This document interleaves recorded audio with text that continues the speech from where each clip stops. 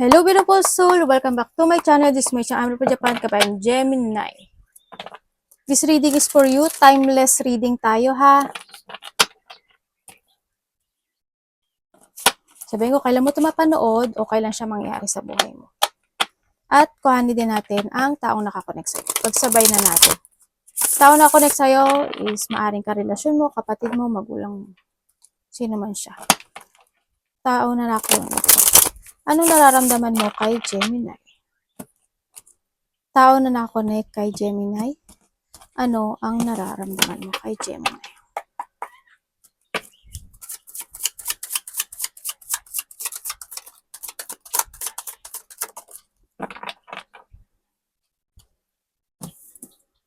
Tandaan nyo na pwede siyang vice versa.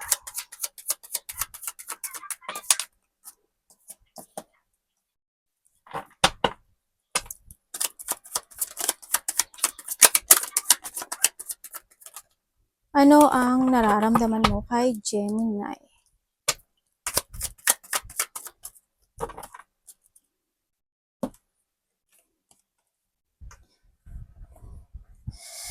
Okay.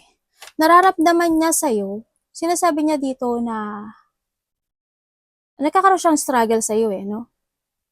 Gemini sabi niya dito kasi siguro hindi yung minsan or vice versa tayo siguro hindi yung may mga, kumbaga gusto mo is gusto mo. Kumbaga hindi yung pagkakaroon ng manipulative situation, no? Siguro may mga bagay na siguro nagiging makasarili ka, nagiging sakim ka, ganyan. Or vice versa. Yun, may mga sitwasyon na hindi kanya makontrol, ganyan. May mga sitwasyon na gusto niyang ayusin ka o gusto niya magkaroon ng pagsasaayos or need to fix, maring ganun, no? Sa nakita ko dito. Ang nararamdaman niya rin sa'yo is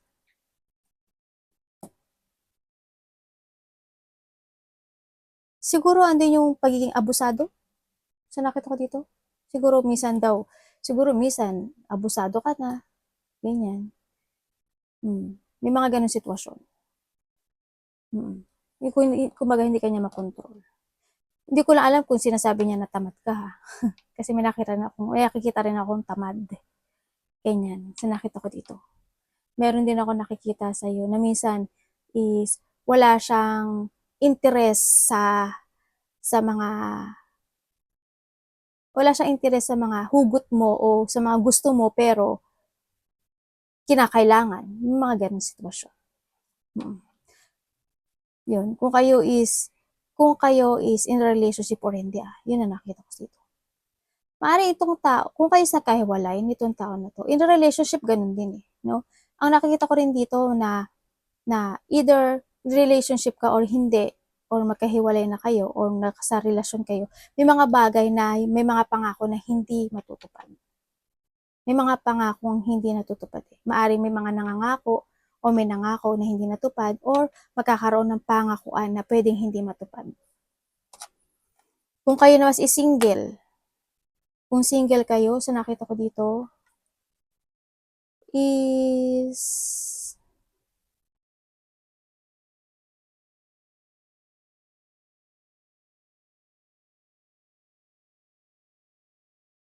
may parating. May parating sa'yo. So nakikita ko dito. Long distance ba kayo nito? Parang there's a distance situation ako nakikita.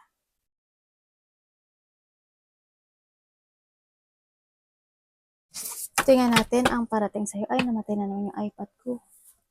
Ayan. Kung nandito yung pagiging, nakita ko rin dito basta nagkakaroon ng dishonesty. Dito may dishonest, sinungaling, controlling, ganyan. Baka kung may karelasyon ka, baka sa ngayon hindi pa nangyayari yun, darating yung time na ikaw or siya kung you're in a relationship, makokontrol ka niya o i-manipulate ka niya o tulad na sinabi ko sa inyo na may mga pangako hindi matupad. Or ma-manipulate ng situation. Anong parating kay Gemini? Kung magkahiwalay kayo nito, maaaring ini-spy ka nitong tao nito. Sa social media, o kaya tinatanong-tanong niya yung mga same connection nyo, mga ganun. May luma at bago eh. Parating sa'yo, isa 6 of Wands.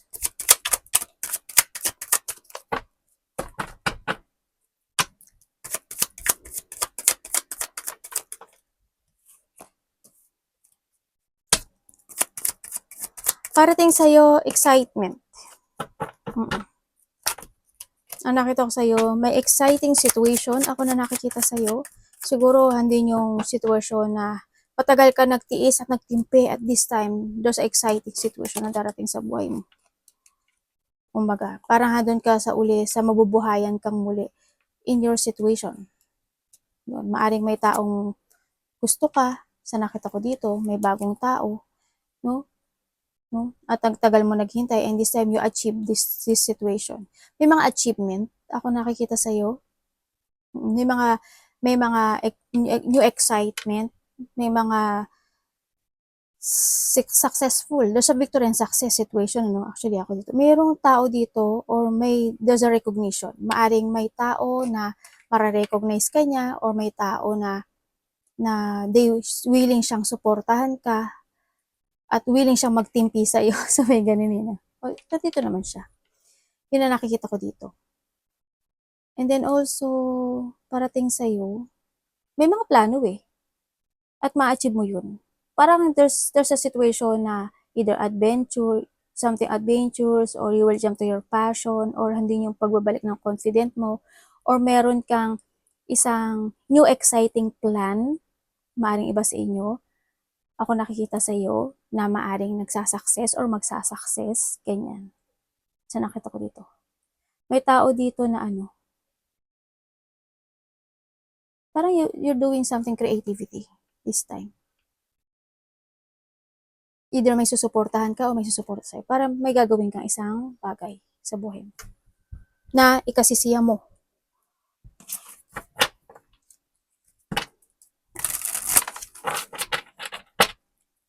Tingnan natin. Tao na lang ako connect kay Gemini.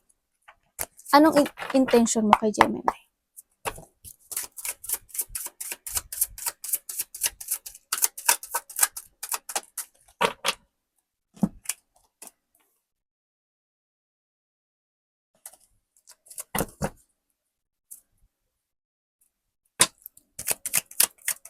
Ano yan?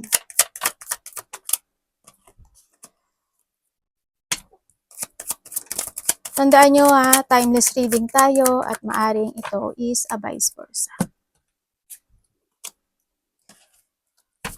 Intention niya sa'yo, hindi niya alam. Actually. Kasi wala pa sa sarili niya yung clarity eh. Kung ikaw ba talaga, ganyan. So, nakita ko dito. Kaya nakita ko, kung kayo is magkahiwalay nitong tao na to, ang intention niya sa'yo, hindi niya alam kung gusto niyang, hindi niya alam kung gusto niyang kumonek sa'yo or hindi. Yun ang nakita ko. Pero nasa isip niya na, kukunik ba ako sa kanya o hindi? Yun ang nakita ko sa kanya. Or vice versa tayo. Kung kayo is in a relationship, kasi nandun yung attraction eh. No? Nandun yung attraction itong ninyong dalawa. Kung kayo is magkahiwalay. Nandun din yung sitwasyon na nakita ko naman yung love nyo to each other. No, yun nga lang, maaring isa sa inyo nagmamatigas or isa sa inyo talaga is hindi kumikilos. Pero hindi yung attraction. Kung kayo is in a relationship nitong tao na to, maaring intention niya sa'yo, hindi niyo wala rin siya kasiguraduhan. Sa nakikita ko dito. Pero handin yung attraction. Siguro handin yung sitwasyon na gusto niyang malaman muna kung ikaw ba talaga yung tao na para sa kanya. No? Nandun siya sa sitwasyon na yun. Gusto niya muna magkaroon ng clarity kung ikaw talaga yung tao na para sa kanya. Hanggang sa huli. Kung you are in a relationship hindi niya pa alam. Wala pa, kumbaga siguro getting to know each other, ito no, sa nakita ko ito. Yun.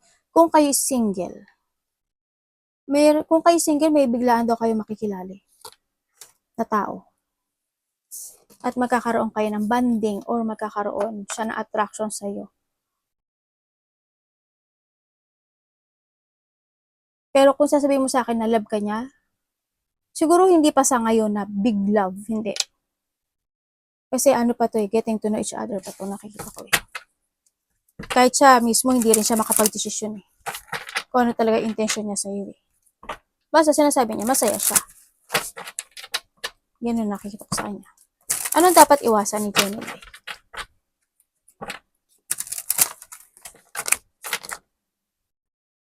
Anong dapat iwasan ni Gemini? Timeless reading tayo.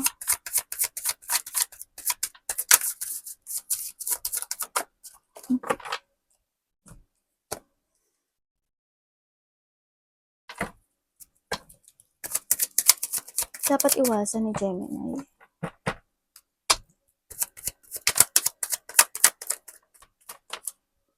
Ang dapat mo daw iwasan is yung mag-doubt ka sa sarili mo. Mag-doubt ka sa intuition mo. Yung hindi ka makinig sa intuition mo. Iwasan mo yun. No? Iwasan mo din yung magkaroon ng pagpapabaya to success o sa goal mo o sa pera mo. Ganyan. Iwasan mo din yung hindi ka magkaroon ng pagbabago. Yung hindi mo baguhin yung pananaw sa kinabukasan mo. Ganyan. Iwasan mo din yung mag-doubt ka sa sarili mo, syempre, or mag-doubt ka sa mga gusto mong tahakin sa buhay mo. Yun nakita ko. Iwasan mo din yung yung magkaroon ka ng blockage sa sarili. Iwasan mo yung hindi ka maghigpit. Kumbaga, dito parang limitation. Parang ganun sa nakita ko dito. Kailangan mo magkaroon ng limitation sa sarili mo. Iwasan mo yung hindi mo makontrol yung sarili mo. You need to take in control yung sarili mo kasi dito, no? Iwasan mo yun. I-control mo yung sarili mo, yung emotions mo, yung any situation, sa lahat ng aspeto. Yung hindi mo makita at hindi mo maharap yung takot mo, yun, iwasan mo yun. Iwasan mo rin yung mga bagay na ma-stagnant ka or yung may mga bagay na hindi mo kayang i-let go o i-withdraw, ganyan. Iwasan mo yung magkaroon ka ng disappointment sa sarili. Kailangan, if you have a plan, make sure mo na hindi ka madi-disappoint doon o hindi mo pagsisisihan. Ganun.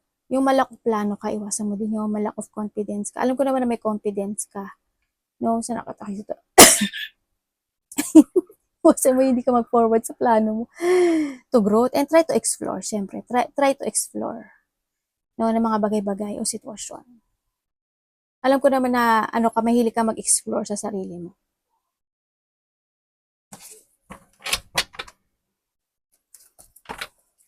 Gemini, ano ang nararamdaman mo sa taong nakakonect sa'yo? We're just friends, sabi mo. Kaya natin. Diba dito friend mo to Nararamdaman mo sa kanya? Kung kayo magkahiwalay nito, nando kasi yung, distance. Sa nakita ko din sa inyo. Nararamdaman mo sa kanya, ano yung sitwasyon na, siguro, kasi you value this person, no? Ando pa rin or vice versa, timeless reading. Ando pa rin pag-value mo, sa nakita ko dito, sa tao na to, no? Siguro na doon talaga yung unfinished business or vice versa, ako nakikita dito.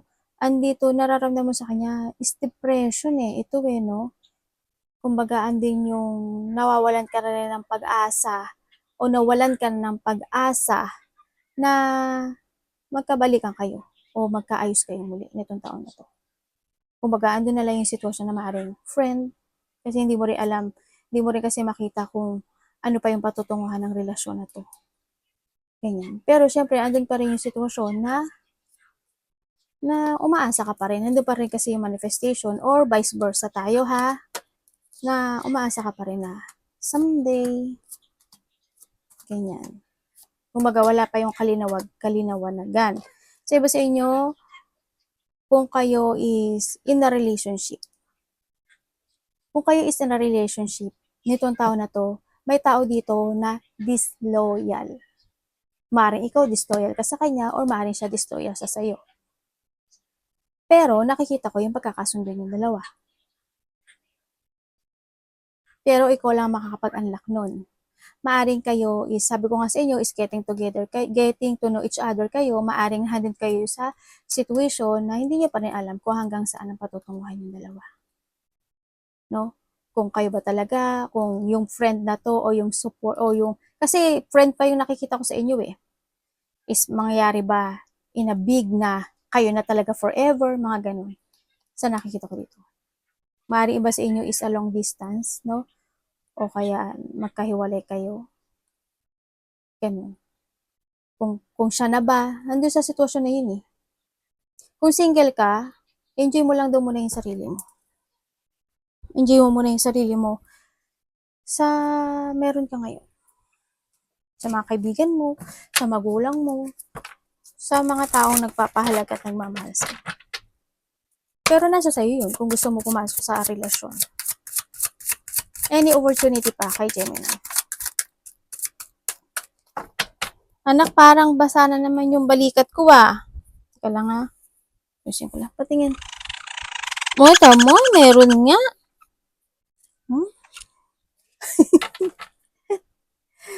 Naramdaman ko kasing parang nabasa yung damit ko. Opportunity pa kay Gemini. Please show me.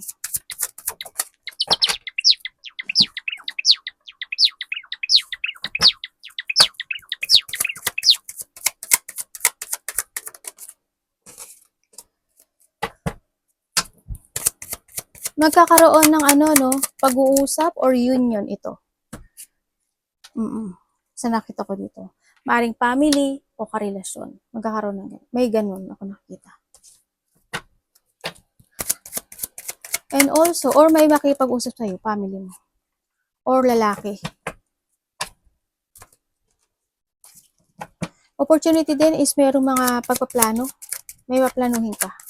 Siguro union, getting together, ganyan. Ang nakikita ko rin dito is, iba dito travel. Merong,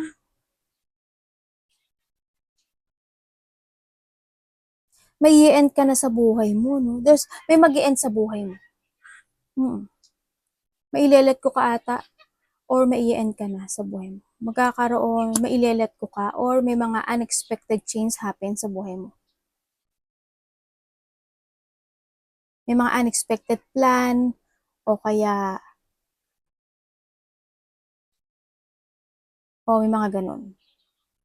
Ako nakikita sa iyo.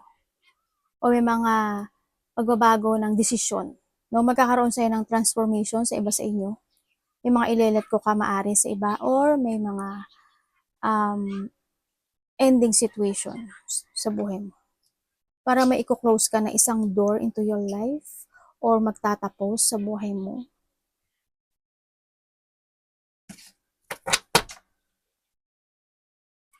Tingnan natin ang iyong money, Gemini money.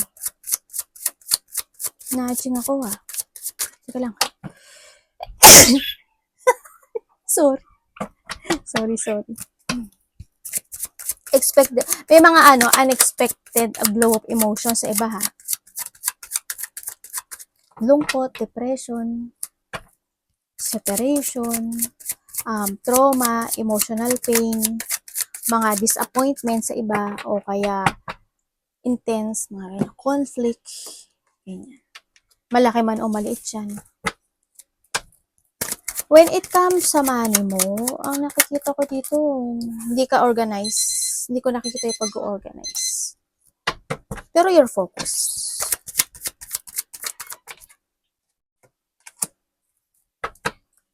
Tingnan ko nga.